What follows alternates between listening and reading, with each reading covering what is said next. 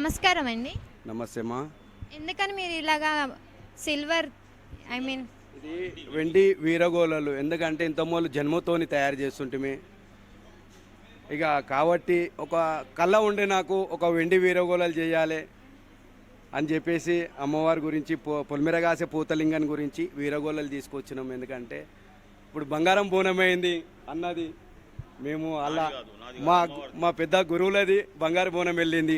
మేము కూడా ఏంటంటే ఒక వెండి వీరగోళాలు చేపించినాము. ఎందుకంటే ఒక వెండి వన్న ఉంటే మంచిగా ఉంటుంది. యావత్ తెలంగాణలో ఎవరు చేయలేరు వెండి వీరగోళాలు. కావున అది చెయ్యాలని ఒక మనసులో నేను అనుకున్నా. ఈ సంవత్సరం అయ్యింది. మొన్న గోల్కొండకే చేద్దాం అనుకున్నా కానీ ఆ వర్కర్ ఇవ్వలేడు నాకు. కావున సికింద్రాబాద్లో ఉంటాడు ఒక అబ్బాయి, ఆయన టైంకి ఇవ్వలేడు. కాబట్టి ఈ పండుగకు మండే రోజు సోమవారం రోజు 21 తారీఖు రోజు గౌలీపురాలు వేస్తా. కావున ఇది వీరగోళాలు అంటారు. ఇది నేను ఓల్సిటీ విజయ్ పోతురాజ్ గౌలీపుర అంటారు నన్ను. మేము ఇది కూడా విన్నాము, మీరు 30 సంవత్సరాల నుంచి పోతురాజు గెటప్ వేస్తున్నారని చెప్పాను. 32 సంవత్సరాలు అవుతుంది. ఈ సంవత్సరానికి 32 సంవత్సరాలు అవుతుంది. నేను ఒగ్గు కళాకారుని. కావున పోతురాజులు ఎటు విధంగా ఉండాలి, ఎట్లు ఉండాలి, నిలవెల్ల కిందికి 8 దాకా పసుపు కుంకుమ చెమ్మికి కాటికే వీరగోళాలు. ఇక వేరే ఐటమ్ అయితే ఉండేదన్నమాట.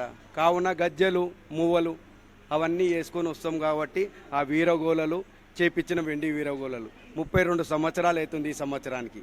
అంటే 32 సంవత్సరాల నుంచి మీరు వంశపారంగా వేస్తున్నారా, లేకపోతే మీతోనే మొదలైందా ఈ పోతురాజు అనేది? నేను పోతురాజు మా పెద్ద గురువుల దగ్గర ఒగ్గు కళాకారుని. నేను మా గురువులు వేయించారు. అప్పటి నుంచి ఇక నేను పసుపు కుంకుమతోనే చేస్తున్నా, పెయింటింగ్ కాకుండా అట్లనే చేసుకుంటూ వస్తున్నా. నా పిడి నుంచే వస్తుంది. మా బాబాయ్ వేసిండని ఒకసారి కుటుంబసమ్మకి వేసారని ఎరక, కానీ ఇక అది మనకు పాత కథ తెలియదు. నేను చేసేది అయితే 32 సంవత్సరాల నుంచి చేస్తున్నా గౌలీపురాల.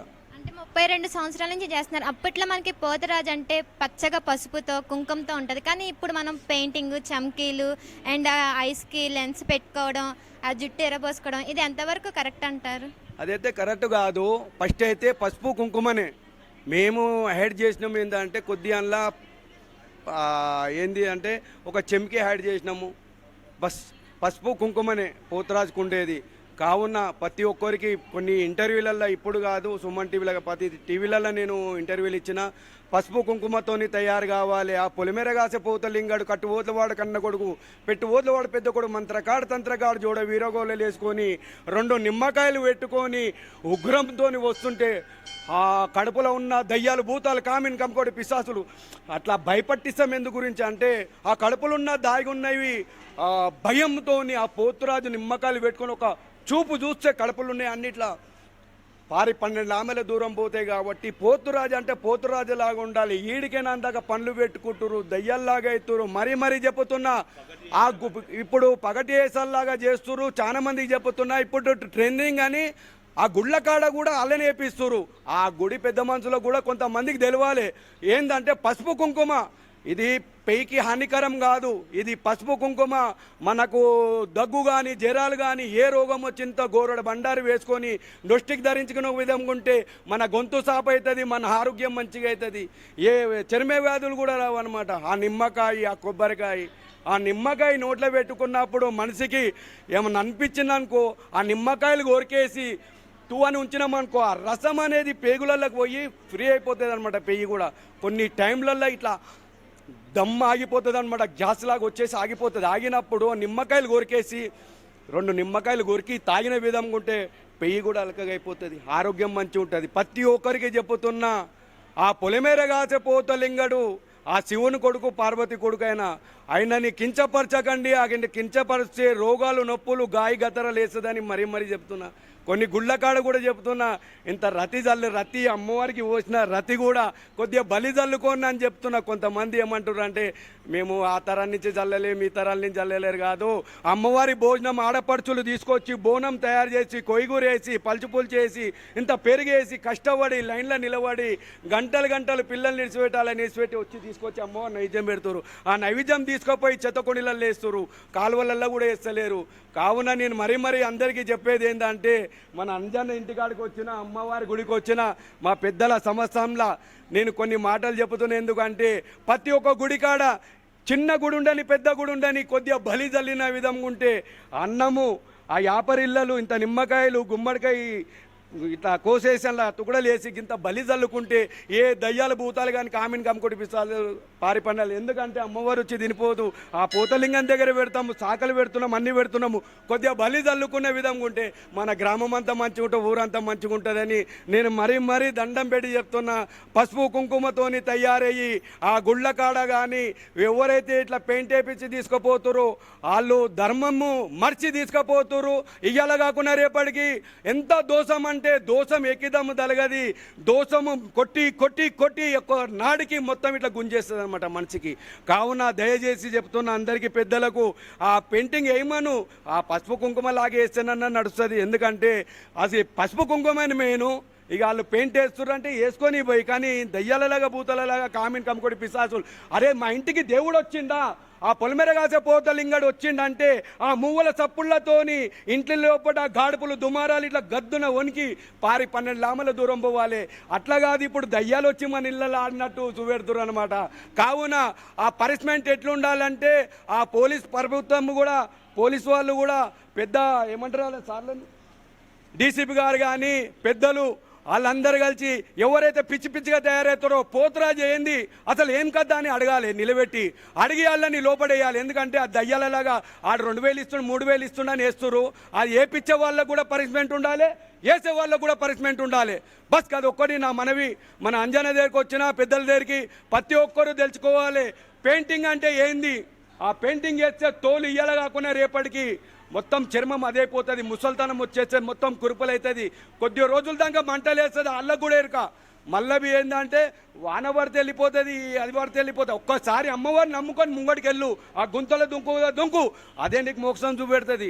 ఆ అమ్మవారి కటాక్షము, అమ్మవారు లేదు కాదు మన చుట్టుముట్టే అమ్మవార్లు మనతో మాట్లాడిపించే వాళ్ళు కూడా అమ్మవారే.